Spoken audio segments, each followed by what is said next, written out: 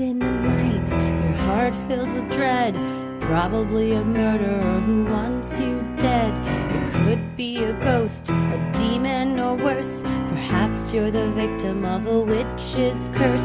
It's hopeless, you're doomed. You'd call a priest if you could. You'd rather just listen to who? Sinisterhood.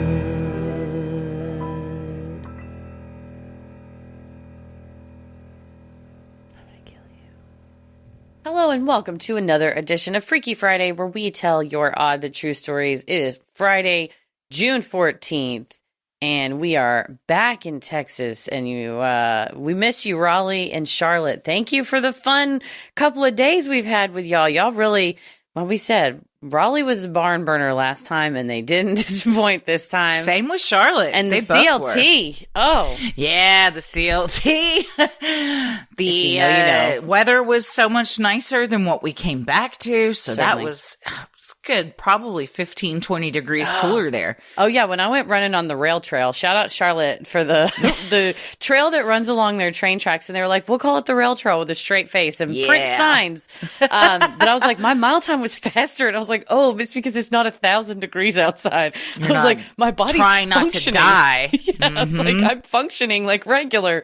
So thank you for hosting us, North Carolina. And if we're coming to a city near you, we're going to come to Ohio next, Cincinnati, and we'll be in Cleveland and Toronto in July. So make sure you go to get some tickets to that so you can party with us in Ohio, too. Yeah, we're talking about our Full Moon Energy Tour. It's a show that we do not release on the main feed. You got to come see it. And even if you saw it last year, we've changed a lot around. So there's a lot of new stuff, but even if you've seen it and there's a little new stuff like our banter and all that stuff's always fresh. So both of these shows, we both said several jokes and funny things that we had never heard each other say before. And that's why I love doing the show is we could do this show like 50 times, but we still surprise each other. We do. That's the fun of performing with you in general, is just like trying to make you laugh. And I know if I make you laugh, the audience is going to love it. So it's a fun game we all play together. Well, Oops, all FMK vampire puppets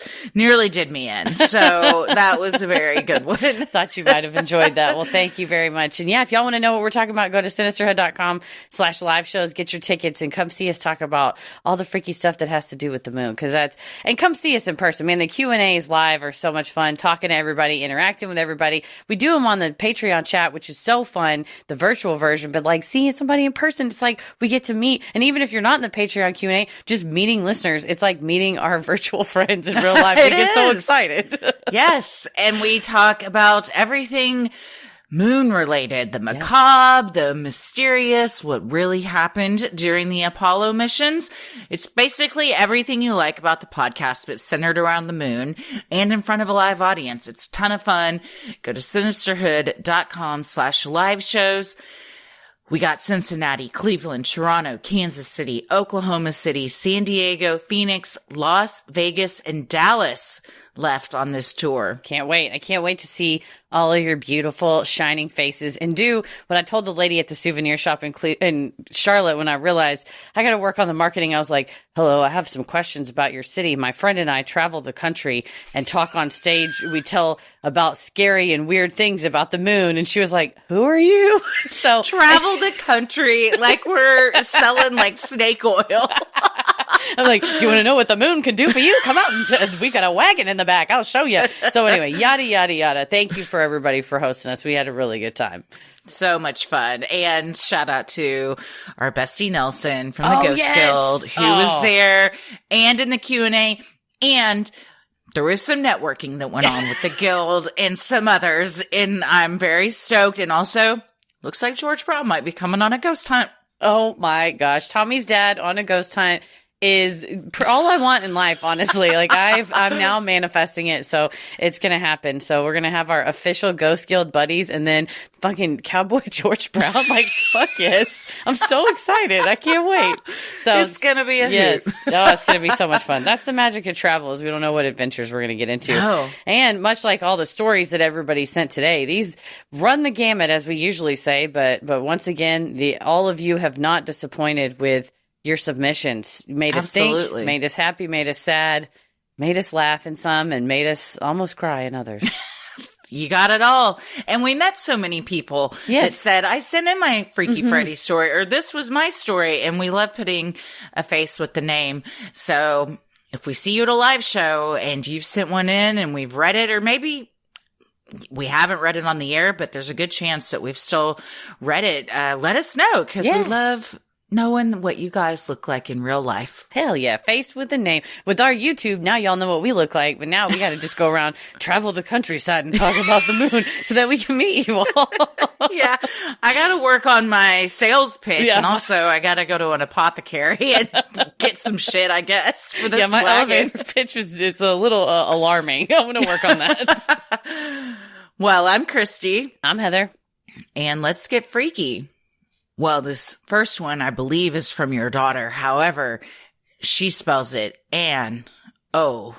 Moss. You know what? I let my children spell their names however they want. Well, this one, I appreciate that we're getting creative now. Thank you, Love dear. it. Well, Ann Moss, this one is titled, I Killed Him. And Ann Moss writes, Hi, ladies. I love the community you both have created and look forward to listening to you on my drive to work.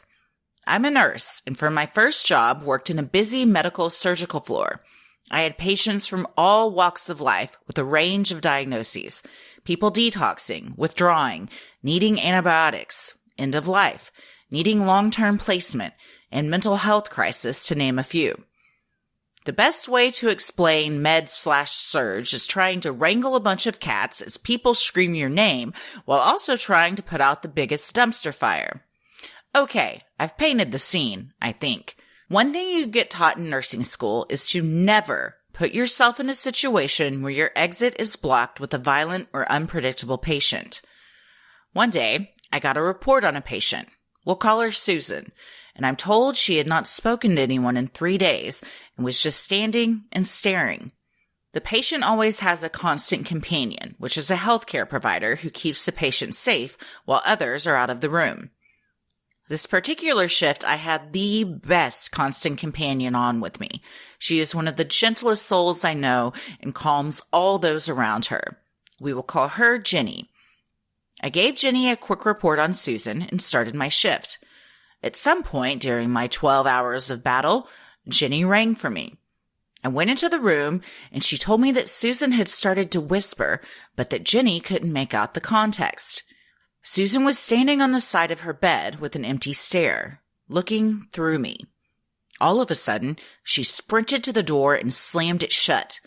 I'm trapped, I thought to myself.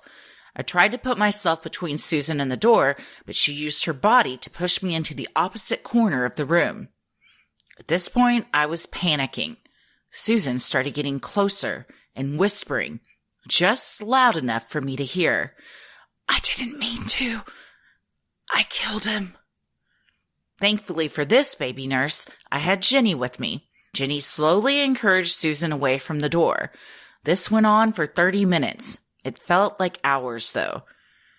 I didn't know what to do with this new information, but I asked my charge nurse, and she told me to report it to the provider, which I did.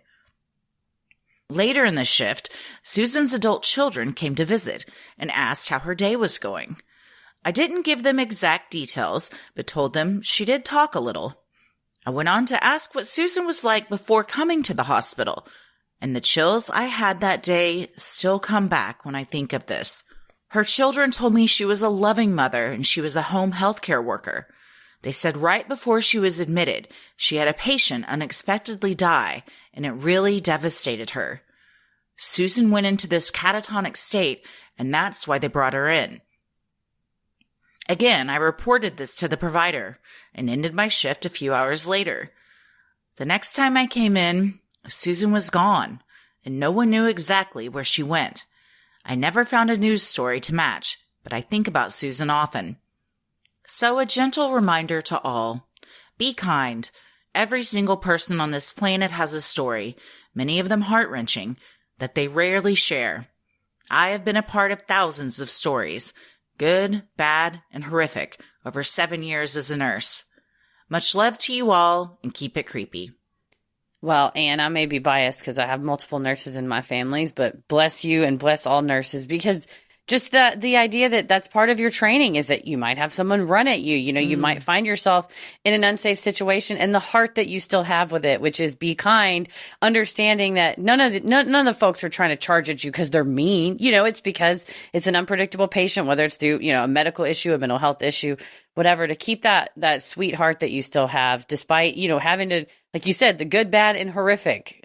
Bless you for doing that. Yeah, that's, it's really sad to think that whatever went on with Susan, intentional or unintentional, it surely affected her to the point where whatever happened, she felt responsible enough for it to cause like a mental break. And I hope very much that she went on to get the help she needed, and that the story with the patient, that was all cleared up too. And maybe it was a misunderstanding that she was not responsible for. That's what I think best case scenario. Right. Try to be hopeful with something like that. Because of course you hear your patient say like, I killed him, without further context, but it's even more devastating because it's not a brag that she's saying. It's like a rueful regret. And to be in a catatonic state and that's all you can grab for is really heart-wrenching. But hopefully, I mean, it's good to hear that she had adult children that were still in her life and were, you know, showing up, asking after her and all that good stuff. But having a constant companion like Jenny and having you, it sounds like she had about the best care she could get. I didn't know about these constant companions, but I love that. And that, while Jenny is a pseudonym, Jenny, whoever you are a saint, because, and anyone that's a constant companion or works in any capacity with patients and people this way, you got to be a certain type of individual with a certain demeanor, that caring, empathetic, warm, but also if you got to be stern, you can be stern, but getting people to warm up to you. So thank you, all of our nurses and anyone that works in the public in this capacity, because it can't be an easy job, but it's one that's necessary. And we appreciate those that are willing to do it. Amen. Sinisterhood will be right back. Have you heard that the flavored air category is quickly becoming the leading alternative to vaping and smoking? It's a whole new movement towards better habits, led by our sponsor today, Fume. Fume is an innovative, award-winning flavored air device that satisfies your oral fixations through a passive diffusion system that utilizes no electronics, vapor, or combustion. Fume fills the void ditching a bad habit can leave. Fume is not a vape. Because there's no vapor, you can use it anywhere. It uses no batteries, no nicotine, no toxic chemicals. Fume is a habit you're free to enjoy and makes replacing your bad habit easy. Your Fume comes with an adjustable airflow dial and is designed with movable parts and magnets for fidgeting, giving your fingers a lot to do, which is helpful for de-stressing and anxiety while breaking your habit. Yeah, the Fume is a flavored air device. It fits in the palm of your hand. It's beautifully crafted. It looks like, I mean, it's got a good-looking profile to it. It feels nice and weighty in your hand. Nice wood color. Absolutely. Yeah, it's beautiful. It looks classy to have with you, and you can have it on your desk if you get a stand for it. And when you suck the flavored air through it, there's all kinds of good flavors so you get a good taste, and it's got a good mouth feel to it. Yeah, Tommy took it on the road. Yeah. Had it in his backpack with him. Fume has served over 300,000 customers, and you can be the next success story. For a limited time, use our code CREEPY to get a free gift with your journey pack. Head to tryfume.com.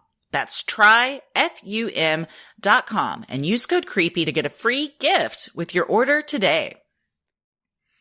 Well, this next one is from Mel, and it is called I Survived a Campus Christian Cult. Mel writes, I started listening to your podcast during the pandemic shutdowns, and I just want to thank you both for bringing me so much joy every week. I hope to catch you the next time you come through New York City. I don't know how much you already know about the abundance of South Korean cults beyond the Moonies, but I want to share my experience with a lesser-known group that also planted roots in the U.S. When I was in college, I was approached by a friendly Korean woman in the student center who asked if I was interested in studying the Bible. I will call her B. B was a PhD student and seemed trustworthy, and at this point, I was still young, naive, and desperately looking for connection. I had also already internalized from growing up in the Baptist church that it was grievously wrong to ever deny Jesus. So I agreed. We met up in the library for a few weeks to study together, and I grew to really like hanging out with Bea. She eventually invited me to attend an off-campus worship service with her. I was very interested in knowing what kind of group she was a part of and if I would find a community there. The ministry is called University Bible Fellowship, or UBF, an international organization that was started in South Korea by Samuel Lee and Sarah Berry. They describe themselves as a, quote, fishing ministry that goes out to college campuses to recruit new followers of Jesus.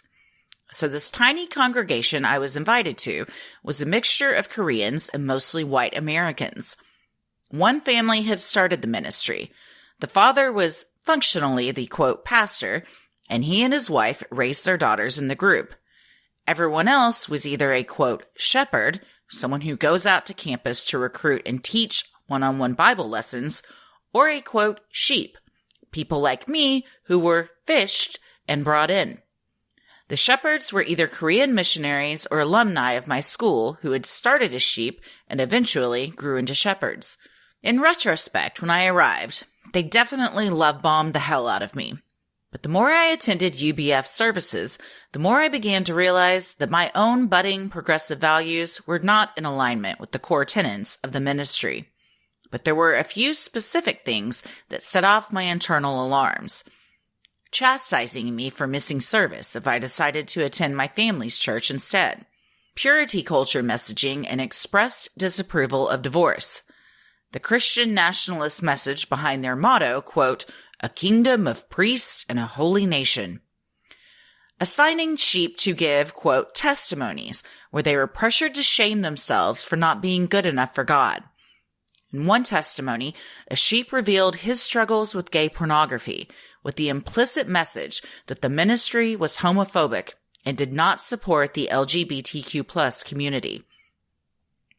And the most shocking, arranged marriage. One day, a white American shepherd just showed up with a Korean wife out of the blue that I had heard no mention of before. I then looked around and realized that all of the marriages in this group that weren't between Korean missionaries were white men and Korean women. Curiosity about this led me to finally Google the group.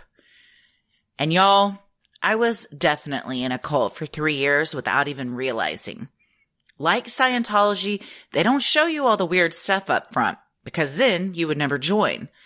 Apparently, UBF members practice, quote, marriage by faith, where pastors would arrange marriages between UBF congregants around the world who had never even met each other before. Many of these marriages were arranged between American citizens and immigrants. It was giving Christian mail-order bride. There is more info out there about other cult characteristics displayed by the group, such as worship of the founders, problematic power relationships, spiritual abuse, etc. Seeing everything about UBF laid out and reading other people's, much more traumatic, experiences led me to step away from the ministry. I had a relatively easy out because I still had a life on the outside and was moving away for graduate school anyway. But it can be much more difficult for others who are more enmeshed to leave, especially if they grew up in the group. Some criticisms of UBF veer into racism and xenophobia, maybe as a trauma response. I want to emphasize that although South Korea has a cult problem, much of that is due to American interference as a result of the Korean War. And accidentally falling into this cult has not lessened my respect and appreciation for Korean people and their culture. Shout out to Blackpink and K-dramas. I was really curious about what happened to the group after I left, so I recently did some digging to find out what other members have been up to. I had cut ties with my shepherd, Bea, after I left, and found that she moved back to Korea after finishing her PhD. The pastor's daughters both married UBF men. A couple of other sheep left and moved on with their lives, but I think that campus chapter is still operating. I wish them all well. They only ever treated me with kindness, but knowing what the ministry stood for as a whole made it impossible for me to stay. If you read this, I just want to say thank you for witnessing my story. Your podcast is one of the things that has helped me feel less ashamed for falling into a cult while I was feeling vulnerable. Though I jokingly refer to this as my diet cult experience, I'm still dealing with the internal spiritual fallout. Watching the 7M documentary Dancing for the Devil and seeing the similarities between Shekinah and UBF is part of what triggered me to finally speak up about what I went through. Christy and Heather, much love to you both for creating this space to share our stories. Well, thank you so much, Mel, for sharing your story. And I think it's an important one because, like we've said before, and you mentioned it here, they don't show their ass all at once. You know, you gotta lure people in. It's the whole frog in the pot scenario. Oh yeah, it's like when you meet a Scientologist, they're not like, it's a 7 billion year contract and you got to give up your friends and family. They're like, we're going to heal the trauma. You know, it's like any sales pitch, unless it's me. They're starting it off with, you know, the sweet stuff first. And yeah, if you're a religious person, you're feeling like you want a friend and someone is, not only will I be your friend and companion, but we can talk about the religion you already like. That's the really insidious nature, I think, of these new Christian offshoot cults, where it's not like they're telling you like Xenu blew up out of a mountainside, or they're like, oh, I'm a star child from the Galactica galaxy or whatever. They're like, oh, it's the Bible. Like, you grew up Baptist, you know the Bible, but it's not in the Bible. But the real truth is that Samuel and Sarah must be exalted without. And it's like, oh no, it's not the Bible we're talking about. Or it's, well, we're all Christian unless you're gay. And then you have to repent in a testimony as if you've done something wrong and be ashamed of yourself. And we all know that that is very harmful and dangerous. Yes. Or taking biblical verses out of context and going, well, so you see, it says here that, you know, the shepherd should guide his flock. That means that me as the pastor should arrange your marriage. Obviously that makes sense to you, right? And it's like, I think we have two different interpretations of that. Yeah. Also, the messaging here, sheep and fish are commodities to be bought, sold, traded, and slaughtered. And you are comparing the new people. I get the shepherd, Jesus, that's in the Bible. But the way that they're putting this out here, it sounds like an MLM. Yeah, it does a bit. The fishing, like, you're specifically going out to find people that might be interested. However, you're doing it in a way that I don't think is completely transparent. And also, when you're fishing, you have an alternative motive. So, you know, if B isn't just in the quad hanging out and is like, hey, let's talk. And then it comes up naturally. Like, she's got a motive and she's got an intent and some numbers to meet. So, you know, you almost feel like falsely lured into a friendship too. Right. It's like I thought this was based on like common interest in friendships, but you have like a quota to meet. And you're right. Fishing both for people in this case. And then also like when you're literally fishing, I'm not going out to give the fish a snack. Like there's a hook underneath it to trap it. So again, the terminology I find very disturbing, but it's, this, screenshot we got here. It's from Wikipedia, it looks like, but just a quick backstory. Is that it started in 1961, so it's not even anything new, but it says that ex-members describe control, spiritual control and abuse and cult-like experiences. Well, Mel, I'm very glad that you saw the writing on the wall and you were able to leave without a lot of fallout.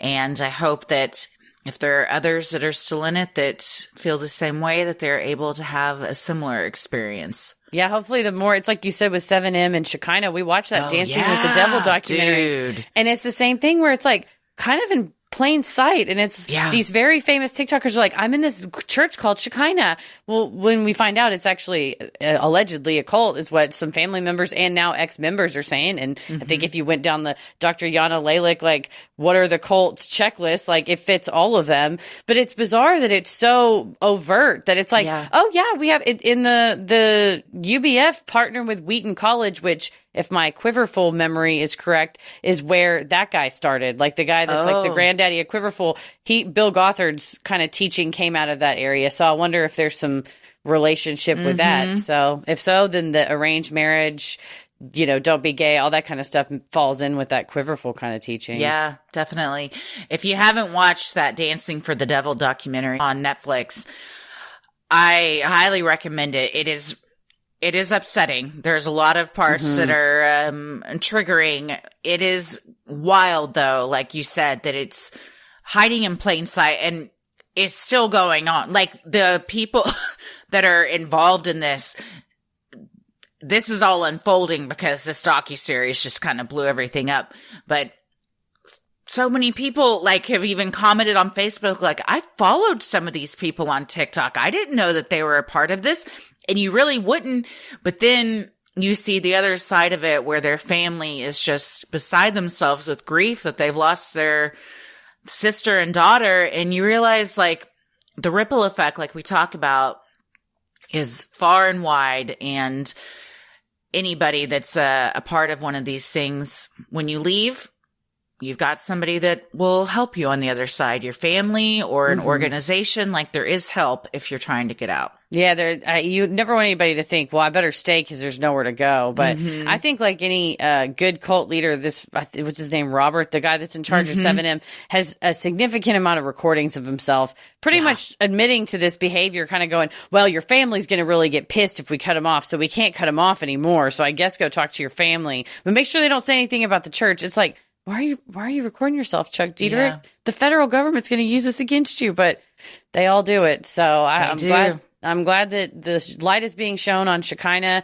and 7M, and I hope a similar one will get shown on UBF. But you're not alone, Mel, and there's nothing wrong with you for getting sucked into this, because millions of smart people get sucked into all kinds of stuff because of exactly the reason why. Is they're trained to do it. Like they're trained to suck you in. So yeah, I mean, really, they do get training on how to go out and do this. It's like a job would. So don't feel bad. And I'm glad that things that have been shared on the podcast and other people's story and topics has helped you feel like this was not your fault, because it was not at all. For sure. Sinisterhood will be right back. Well, I said I was going to start my Bob Woodward masterclass, and I have started it. Nice. And here's the thing. I would pay so much or enter all kinds of like a lottery or a drawing to have like 5 minutes to sit down and talk to Bob Woodward. But the fact that he just sits there and talks to me for several hours over, and it's structured in a class type of experience, I'm like, this is so much more valuable than even just like having, it's like, oh, it's your dream to have dinner with this writer. It's like a dinner would be fine, but I'm learning way more with this. Right. And way more than you would at like a lecture or something. And you can do it at your own time too. So Absolutely. If you need to pause, take notes, go back and watch it. It's amazing. Masterclass is the only streaming platform where you can learn and grow with over 200 of the world's best. For just $10 a month, an annual membership with Masterclass gets you unlimited access to every instructor. And you can access Masterclass on your phone, computer, smart TV, or even audio mode, which I like to use when I go on my walks. That's amazing. Use behavioral science to read others. From FBI criminal profile John Douglas, uncover the truth with Pulitzer Prize winning journalist Bob Woodward. You can uncover the truth with Heather.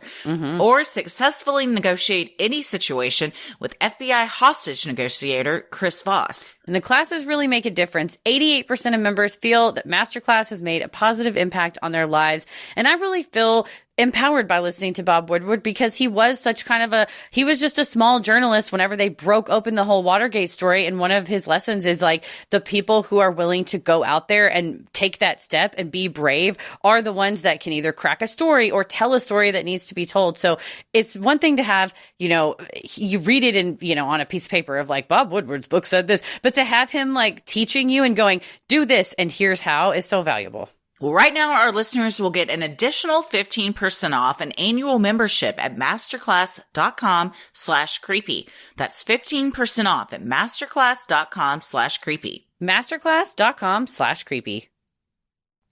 Well, this next one is one of the most disturbing ones we've ever received. And lucky for us, it happened in East Dallas. So this guy walks amongst us, Heather. The subject line I couldn't have imagined. And it's my own daughter, Anonymous in East Dallas. Yeah, Anonymous in East Dallas. So this one is very close to home. And the title is The Milkman of East Dallas.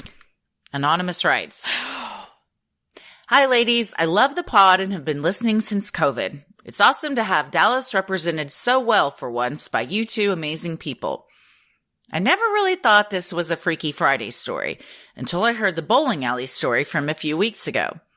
This story happened at a CVS in our very own East Dallas a few years ago, and among my friend group, this situation is infamous. I've had creepy encounters with men throughout my life. Haven't we all? But on this day in question, when I walked into CVS to pick up some diapers and baby shampoo, I had my guard down. I was about 3 weeks postpartum, hair a mess, hadn't showered in like 3 days, and I was pushing a stroller/car seat combo with my baby sleeping inside. She was completely covered by a shade and wasn't visible at all. I was browsing the diaper aisle when a man quietly walked up to me. He was about 70, and he was substantially smaller than me. I'm a very tall person, so no red flags went up. I could easily take this guy in an emergency situation. As I was comparing diaper prices, I noticed out of the corner of my eye that he was quietly coming closer and closer to me. I asked, "Can I help you?" He looked at me for a second, then looked at the stroller. "Pardon the intrusion, but could you tell me if you're breastfeeding?" I stared at him. "Excuse me?" He continued, looking at me right in the eyes.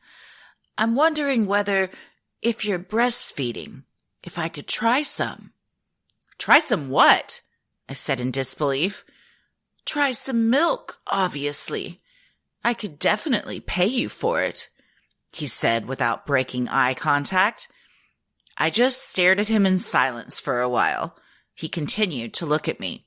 Absolutely not," I said. He suddenly looked offended and came closer to me, raising his voice. "Well, I don't need it from the tap," he almost shouted. "I'd take a bottle if that's better for you." "Absolutely not," I yelled. "I'm getting the manager." As I started to walk towards the front to find the manager, the man followed me, saying, "I think you're overreacting. You can just say no. What's the big deal?" He then ran around one of the displays and in a calm voice asked me, "Well, can I at least see your baby?" And then he tried to pull back the shade on the carrier. I jerked the stroller away from him, saw the manager, and made a beeline towards him. The man turned around and ran out the front door. Ladies, I have never seen this man again. And yes, I have been back to that CVS since. At the time, I was honestly so baffled that I didn't even know what to do. The manager of the CVS was, and is, an absolutely lovely person, and he was extremely apologetic. But this was one of the weirdest and creepiest encounters I have ever had with another human being. I hope no one else in East Dallas has ever had an encounter with the Milkman, but I am curious about whether he's a repeat offender. Thanks for reading. Would love to know your thoughts. Well, if anyone's ever like, what's it like to be a woman? It's a man yelling at you, quote, for overreacting after he's like, I don't need to suck your titty. Just let me have some of the out of apropos of nothing. That's what it's like. To be told you're overreacting is just icing on the cake for me. Fuck this guy. This is the grossest thing I've ever heard. Oh, yeah. If this is a kink for you or something, there's places on the internet where you can get that taken care of. But to approach a stranger that has her baby with her in a public place like a CVS, you can't do that, buddy. It's just like the fucking Home Depot guy. You can't go up and ask him, can I feed you? And while our bellies touch, Yes. You can't force your kinks on other people in a public place. That's just not okay. Exactly. It's non-consensual. Like you said, put an ad up on whatever. There's probably like kinkfinder.com or something where you can like shop around, like an eBay for kinks.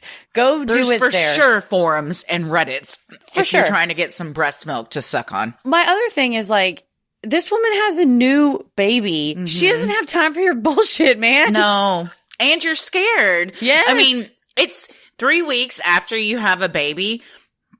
Bless you for even getting out of the house. I don't even think I did. But then to be by yourself with your newborn and have such a creepy thing happen, just having the baby there and knowing like I'm responsible not just for myself, who I feel attacked and like something could happen, but you got this baby and then I'll be goddamned if you're going to take a look at my baby I'll push your ass through that whole aisle of medicine.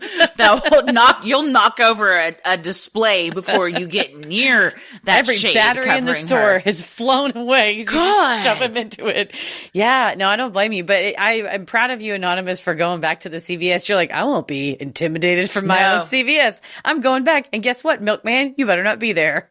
No, and there's several CVS's in East Dallas that I frequent on a regular basis, so I'm sure I've been to this one. I have a feeling that I know which one it is. I was envisioning that it was the one adjacent to Whole Foods by the Lakewood Country Club, but that's just, my mind went there. I don't know necessarily that that's the I place was envisioning the one over by the post office. Okay. Fair enough. Yeah, it could easily have happened there as well. Yeah. I mean, honestly, it could have happened at any CVS in Dallas. It's Dallas. It's Dallas. Well, speaking of, if you've been in Dallas and you've been approached, let us know. I mean, this person must be stopped. You can't go and do that to people. We'll put his face on a picture and I'll put up flyers around town. Do you think it's ever worked for him? I hope not. Only because that would be a really sad situation. If the person didn't want to do it and you feel pressured or you feel guilty or whatever, if you've got a thirst, dude, just go on Kink Bay or whatever it is, wherever you go. Yeah, people sell their breast milk online for usually people that need it for their babies, but I'm sure there's also people that just drink it. So go hit up one of them. There's a fascinating docuseries on Netflix. And one of the episodes is about fitness health people that are obsessed with breast milk as a protein source. And it has vitamins. They think that it's the best. They're like, why would I drink milk from a cow? That's so perverse. I don't see why people think it's okay to drink cow's milk and it's weird to drink human milk. And I'm like, I can't. Here, I don't have a counterpoint. Okay. No. Yeah. I mean, they've got a point, and we are the only mammals that drink another mammal's milk. Yeah, and not just one other mammal's milk. We're going lots of them. Cow, goat, sheep, camel, whatever's around. Recently found out about camels, so it's got a nip. We'll Greg Fokker it. But if you, if you're not into that, then you can't be approached, and you shouldn't have to worry about taking your newborn out to try and buy formula and diapers while having some creep come up to you and ask you for something very violating and personal. And personal, especially too, I don't need it from the tap. I'll take it from the bottle. Implying was your original question if it was from the tap. But I say shout out to you, Anonymous, for telling this person, fuck you, I'm getting a manager. Hell making a beeline for the manager. And like Christy said, if you'd have knocked him over, you'd have been well within your rights. Don't reach for a person's baby unless it's on fire and you've got a hose or something to put it out. Don't touch another person's kid. No, and especially after you've buried the lead, buddy. If you've already said, "Hey, I'd like to suck on your tit for some breast milk," and you're denied, then it's like, "Well, can I at least see the baby?" Fuck no. No, you can at least get clubbed by this whatever CVS thing I have in my hand. It's like, you hit me with a thermometer. Yeah, we're to CVS. I don't know. I grabbed whatever's closest. Oh man! Shout out Anonymous. If you have been approached by the Milkman of East Dallas, let us know. If this is a guy that we need to, get some pictures out, I'll take somebody down. I'm on some vigilante shit. You literally said in the car on tour, I wrote it in my notebook. You said, you're like, maybe there should be more vigilantes. I don't think you meant it, but the way you said it was just funny. I don't remember what we were talking about at the time. Oh, I think it was Batman, wasn't it? Maybe it was Batman. It was Batman. You're like, I don't know. Maybe we need more vigilantes. We probably don't, but it was just a funny phrase that made me laugh. You know what? Sometimes they're not all bad. Right. I'll just say that, Oh, well, thank you, Anonymous. And maybe we'll see you around East Dallas. Yes. And hopefully that's all you see. We don't see this pervert again. For real. Sinisterhood will be right back. Well, this next one is from Nicole, and the subject line is Dream Phone Ouija Dupe. Well, it's time. I think 30 plus years is time removed enough for me to tell this story with only moderate to severe embarrassment. This is only because I share this embarrassment with 3 friends. Also, I have no idea if they listen because we haven't talked in years, but just in case, names have been changed to protect the guilty. But if they do listen, they will all know immediately who wrote this story. Anywho, setting the stage. It's 1992. Sarah, Lisa, Rachel, and I are in our waning days of 8th grade. We love smoking stolen cigarettes, Def Leppard, this is only mildly embarrassing, and spooky shit. We also would love to get our hands on a Ouija board, but we're all too poor or too Catholic to have one. Actually, I was neither. I was poor in parents not willing to buy me stuff just because I wanted it. But this story is not about my childhood hardship. What Sarah did have was a Virgin Mary prayer candle and the game Dream Phone. You remember the one. A bunch of date cards and a hot pink phone where some rando boy can ask us on a date or something. I don't remember the actual premise of the game, but it's not important. What is important is that we noticed some of those boys looked like varying degrees of evil, and from that realization, we created our own version of a Ouija. We would light the candle, turn off all the lights, and after shuffling the boy cards, we would lay them out all around the candle face down. And from there, we would take turns passing our hands over the tops of the cards, and then pick the one that felt a certain way. Which way? Who the fuck knows? Hot, cold, vibrating, anything that we could come up with that might be the scariest of the bunch. Each time we started, we would make a list of who was assigned as the evil boys for that night. And then, as we picked our card, we would say, if this is the Steve card, that Def Leppard, side-eye, poster will fall down. If I get the Joe card, those balloons will start rotating. If Lisa pulls the Rob card a third time, we will hear a knock at the door. I know that one time we for sure heard a knock, but with the hindsight of 32 years, I'm pretty sure that was Mr. B knocking on the wall, either to get us to shut up or to scare us. Both are totally plausible. We would do this for hours, scaring the shit out of ourselves each and every weekend for at least a year. Looking back, it was some of the most fun I've ever had, but also now I feel bad that we arbitrarily picked boys who looked evil before we even got to know them, before they could even call us on the dream phone to ask us out. So, nothing spooky or major, just a fun little thing that some friends and I used to do that I totally forgot about until all the Freaky Friday Ouija stories came out. In other news, I cannot wait to see you guys in Phoenix. The show is on my son's 3rd birthday, but I've been waiting so long to see you guys, and I see him every day, so hopefully people realize that's a joke. I will, of course, be there, but will also be the person crying because mom guilt and also seeing you live for the first time. Thank you for telling us all the stories and being such a champion for all the people who need it. Nicole, this speaks to my soul. I read this and was like, is this me? Am I one of the girls that this happened to? Honestly, reading that, like, we're hanging out. We smoked stolen cigarettes. We like Def Leppard. Made our own Ouija board. I was like, this is Christy. All of those. Substitute Def Leppard with Guns N' Roses and Nirvana, and you pretty much have it. But I absolutely, and my friends and I would have done some stuff like this. And quite honestly, it's never too late. I might still do this. Let's get a dream phone game. Let's do it. I remember that phone. In fact, I have a friend that probably like 10 years ago, we played this, and it is exactly how you describe. You just like, hey. You pick up the phone and it'll be like, hey, this is Rob. What are you doing tonight? But then sometimes, like, they don't want to go out. I don't know. Rob, what the hell? Because they're evil. You obviously. called me. Yeah, they're evil. I have a version of this, but it's a Saved by the Bell game, and you go on dates with Slater, Zach, or Screech. So maybe we can play that someday. But it's not Dream Phone, but we can make it. Yeah, well, I think we all know that. Come on. But yeah, so we're all fucking Screech, right? Yeah, rest in peace. Honestly, he did. Oh man, that's how you know you get old. Is these people from your childhood television shows start dropping, or your dream phone game? You're like, 30 years ago, I was in middle school, but those memories, man, they stay with you when they get kicked up like that, and you're like, oh man, I always wanted a Ouija board, but I didn't have one, so we used dream phone. That's so good. This is so thinking outside the box, like. I love it. Like this, I feel like this is out of a movie scene. A Virgin Mary prayer, dream phone. Like, we're making it happen.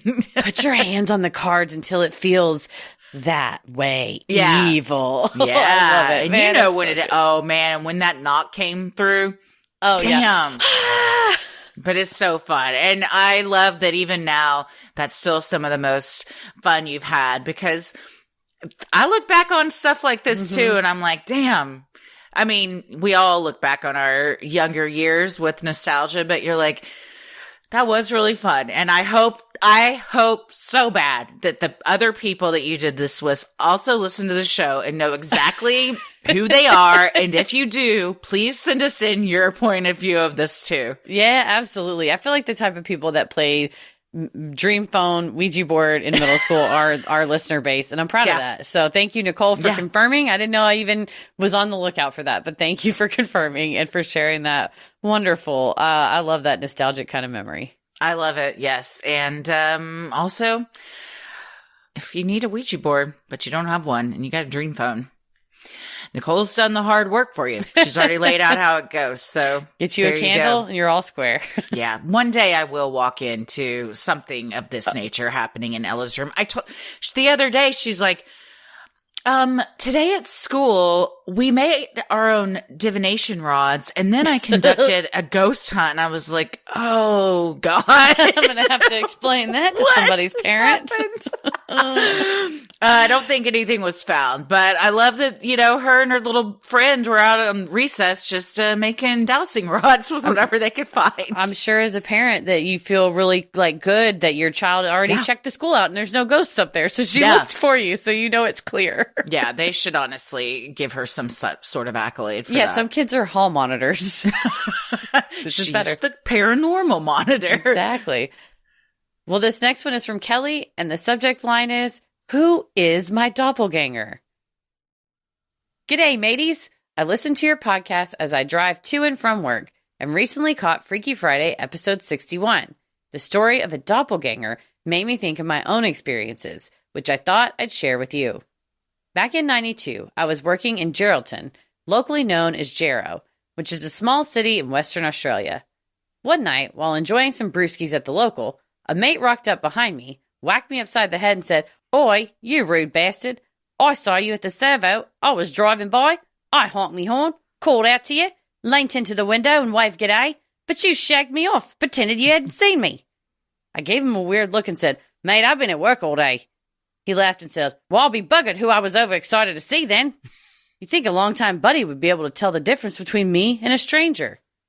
A couple years later, I moved to Bunbury, another small town in Western Australia. A few months in, my uncle, who lives in Jarrow, called to say, "Hi, you back in town? I saw you down the street today, pushing a pram. When'd you have a squid?" I told him I was still in Bunbury. No, I hadn't pushed one out since I seen him a year ago, and I was at work that day. "Well, I'll be," he replied. "She really looked like you." You think my uncle would be able to tell the difference between me and a stranger? In 99, I backpacked around the U.S. and Canada, staying at hostels along the way. Rocked up to a hostel in New Orleans, and some bloke comes rushing up to me and screams excitedly, "Hey, you're back! Did you change your mind about heading to L.A.?" I replied, "Mate, I only just got here." He stopped in his tracks, raised his eyebrows, and explained, "You talk differently." I found out there was a German chick staying at the hostel for the past week and had moved on the day before I had arrived. Bugger, I just missed meeting my doppels. 11 years on, now living in Perth, capital city of Western Australia, Mum calls to see if I was skitting work that day. Her and Dad had just seen me at the Wanborough train station. I replied, "I'm at work," which was 50 kilometers away from where they reckon they saw me. You'd think my parents would be able to tell the difference between me and a stranger. 2 years ago, a workmate asked why I didn't talk to her at the gym that morning. Me, gym, those two words don't go together in the same sentence. Besides, we live at either end of the freeway, so I definitely wouldn't drive that far just for a sweat. You'd think a workmate who you see every day and sit next to you would be able to tell the difference between me and a stranger. So many different people have seen my doppelgangers, and I'm hoping that maybe one day I'll meet her or them too. I wouldn't say I have a common face, but I laugh when people say my daughter looks just like me. Thanks for taking the time to read this. Hopefully you got just as much of a kick out of it as I have over the years. Keep doing what you're doing, love your work, and hopefully you'll make it down under one day for a gig or two. Keep it creepy, Kel.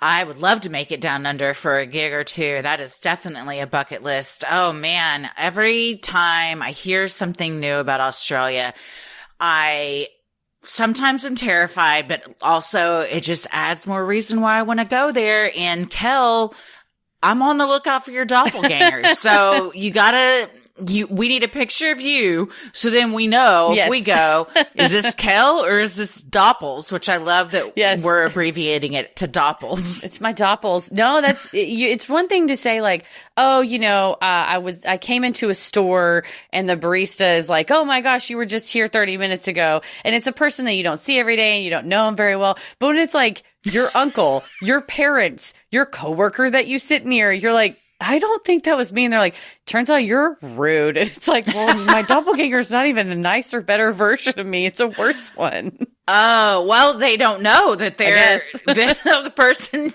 knows them because they're just living a different life that involves a baby in the gym, I suppose. Yeah, it's funny to think that the uncle's just like, hi, or the buddy's like, hey, good day, mate. And the person's like, I'm just trying to walk over here. So I like to imagine that Kel's doppelganger has been one person that's been hassled this whole time. And then we'll hear this maybe and write in and be like, oh, it was me. I would love that. I also love the idea of your uncle just being like, when'd you have a squid? like a whole baby was had and he had no idea that it happened. Yeah, nobody called him for sure. He took it well though. It seemed like it was just genuine surprise and confusion and not bitterness. But well, thank you, Kel. Let us know if we can help you find your doppelganger, or if anybody's ever come up to you and been like, is your name Kel? Are you from Australia? Repeatedly, then you might be the doppelganger. We're going to connect them. Oh yeah, we're all about networking. Although are you supposed to not meet your doppelganger? Oh, no. I'm helping Kel out. We'll lure the doppelganger to a location and kill them. Oh, I'm just kidding. I was thinking it was also probably just a real person that looked like Kel.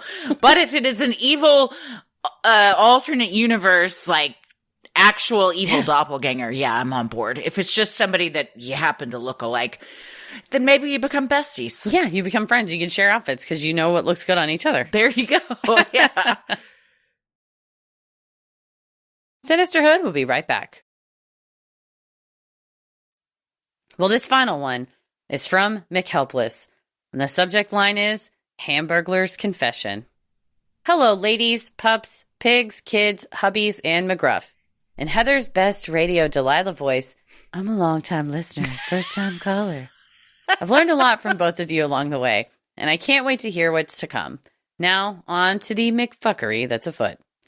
It was one of those days when I felt the need to deep clean my entire house, and it was stunningly spotless. As a post-clean high five to myself, I went out with a friend for a couple of beverages over the course of a few hours. Driving home, with a little tinkle of a buzz, the lights of that golden M started calling my name. Cue McGruff's don't drink and drive, kids. Being the good dog mama I am, I got some nuggies for my boy Utah, and a quarter pounder with cheese, fries, and a Coke for me. When I got home, I quickly paid the nug tax and took Utah for his walk. I never locked my back door when I would go out for walks with Utah. This night changed that. We got back, and although everything felt safe, my meal of McHappiness was gone. The empty nug box was still sitting next to my soda, but that quarter pounder with cheese and fries were MIA. Immediately, I FaceTimed my mom and explained what had happened. I walked around the house, looking everywhere while still on FaceTime to prove I wasn't crazy. Garbage? Nope. Fridge? Nope. Oven? Nope. Cupboards, bathroom, laundry room, bedroom? Nope, nope, nope, and nope. The only thing missing was my food. I couldn't even smell it anywhere. The next day, at the urging of my mom, I went to the police station. Yes, you heard me. I reported my burger stolen. The very attractive officer of the law took my statement while laughing the entire time. I've never been more embarrassed. He made his notes, and we agreed that if I saw Grimace or Mayor McCheese in the bushes out back, that I would give them a call. Flash forward 2 weeks, and I'm in the kitchen making some tea. Being that I am impatient, I decided that instead of using the kettle, I was going to microwave my water. I opened that microwave door only to realize I was the Hamburglar. It had been there the entire time waiting for me. to answer the burning question everyone has, hell no, I didn't go back to the police station to turn myself in.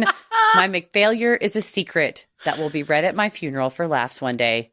XOXO, the Hamburglar. Attached are pictures of Utah, name changed to protect his innocence, and my accomplice in crime, the microwave. When I read this, it was at night in bed and Tommy was already asleep, and I laughed so hard that I was worried I was going to wake him up, because the thought of you having to go to the police station to report this, I'm like, this has to be a Jason Segel movie, right? Like, this didn't actually happen, but it did. And if that officer is single, you got to go back. Right? This is your in. This is the making of a great love story. It's a good meet cute. It's absolutely a good meet cute. It's also such a hard relate to be like, the amount I thought of times, of you. I was like, Heather would do that. Oh, I have like, there are times when I'll be like, I lost my coffee. It's gone. I had a coffee and it's like in the microwave, or it's like on a shelf somewhere. Things end up in like wild places, but especially. I meant you would go report it. I was going to say to the extent to which it's like, well, I think that it's somebody's obviously broken my house. First of all, also, I could have written this. I didn't. I would have told you this. But the fact that you FaceTime your mom, 100% would have FaceTimed Nancy McKinney. And she would have been like, well, did you look under the cabinet? She would have been so supportive. We would have looked everywhere together. To be fair, though, she probably would have said, check the microwave. But that's okay that your mom didn't. Maybe she wouldn't have. I don't know. And to go and report it 100%. I fucking came to your house because I thought someone stole the emblem off my car. And I was like, I think it was stolen. And then Paris was out of town and you and Tommy were out there. And I was like, do you think it was a crime? And Tommy's like, there's just like sticky residue. I think it melted off. I was like, oh, okay. We live on the surface of the sun where car emblems just fall off because it gets so hot. The adhesive from the factory couldn't hold and it just fell off. And I was like, well, I guess I don't know what kind of car I drive anymore. The logo just fell off the back. It's very easy for me to always pick your car out in the parking lot, though. I can relate to this. I've left things in the microwave many times, and like days later, I'll be like, I'll open it, and I'm like, oh shit, yeah, well, forgot about that one, didn't I? And you just toss it right in the trash. But to not have found it that night, when all you want is that quarter pounder and your fries. Oh man, sincerely, my heart hurts for you in that moment and how disappointing that is. I call it getting mouth horny, and it's when you're like primed for that thing and you're like, all I want is just like hot meat and cheese, or I really want this specific nacho, or I really want this specific salad or something, and you get amped for that specific thing and you don't get it. It's like the other night we tried to order waffles and they didn't bring them. Dude. Or when we ordered cookies and they didn't bring my cookie or my chocolate milk and they brought regular milk. Yeah, or we've been on a streak lately of whenever we order food, for some reason, I'm the only one that gets my food and everyone else doesn't get their food, and it sucks. And then I tried to say, I'm being made out to be a villain, to which Tommy said, yeah, you're the victim in this whole I'm scenario. sitting there with 0 cookies and treats, and you're like, it makes me look really bad. And I'm like, yeah, that's the hardest part about tonight. Meanwhile, I have 5 cookies. I'm like, well, I guess I'll just eat my cookies that they got right. No worries, they're not that great at all. I'm like, why are you moaning if they're not that great? The reason why you only get your food and we don't is because you are a powerful witch. I would make everybody get it if that's the case. That's true. I think it's just the fact that it happens. And I ordered the gluten-free cookie, and sometimes they don't have them. And instead of being like, we don't have them, they're like, just send it without. Fuck them. Yeah, for real though. Or just somebody leaves a driver leaves a bag on a counter or something. Cause sometimes it'll be like 3 meals. Like literally like you and Tommy didn't get any of your food and maybe even Paris. And I was the only one. I'm like, well, I guess I'll just eat. Well, no one else has their food. You're like, this is not great at all. But I mean, it's the chaos of all food delivery from this. I feel like the companies have made it more difficult on everyone, both from the driver, the food prep restaurant perspective, and the driver and the customer. We're all just like, none of us are mad at each other. We're all mad at the company who's the middleman in all of this.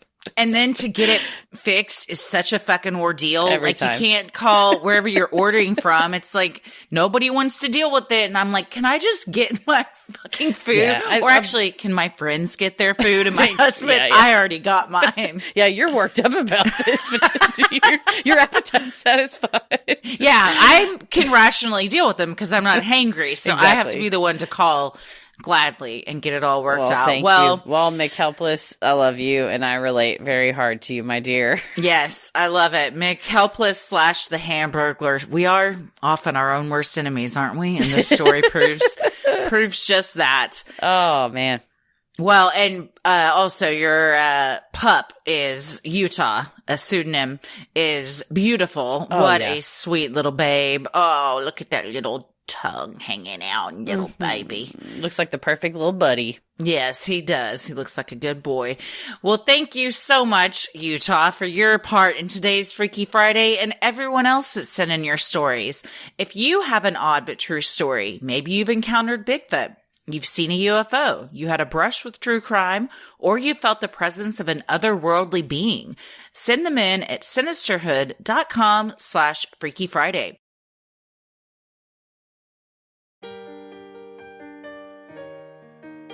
If you like our free episodes, you'll love our Patreon bonus content. You can join for free to see what we're up to next, and you still get an archived bonus content sent out to you once a month just for signing up for free, or you can join one of our tiers and get over 900 hours of various content. We have so many different bits we do. Our weekly bonus content runs the gamut from Am I the Asshole, Judge Christie, True Crime Headlines, Unpopular Opinions, Confessions of crazy shit you did when you were a kid or that you did that you didn't never tell anybody about. Those are always a lot of fun. So check those out, as well as our mini-sodes, ad-free episodes, replays of our live Q&As where all kinds of shenanigans happen. Yeah, mini-sodes.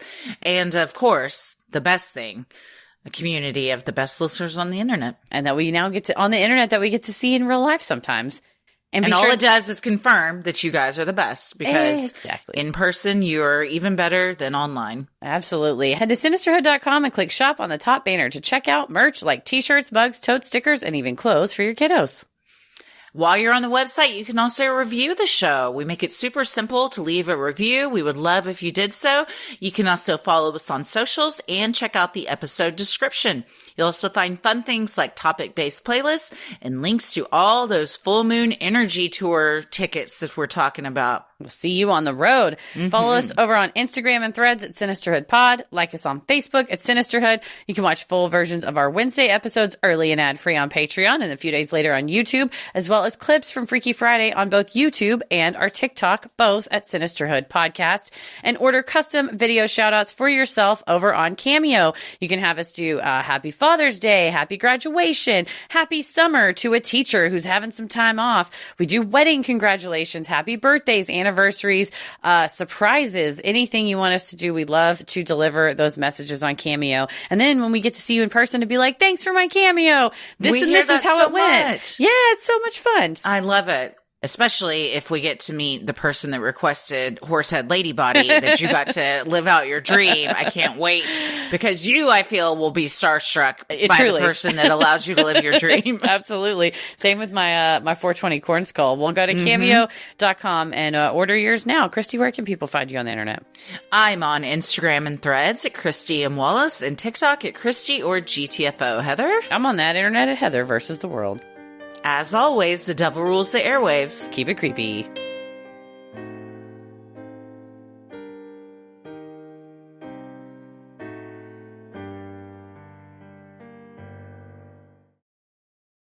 Sinisterhood.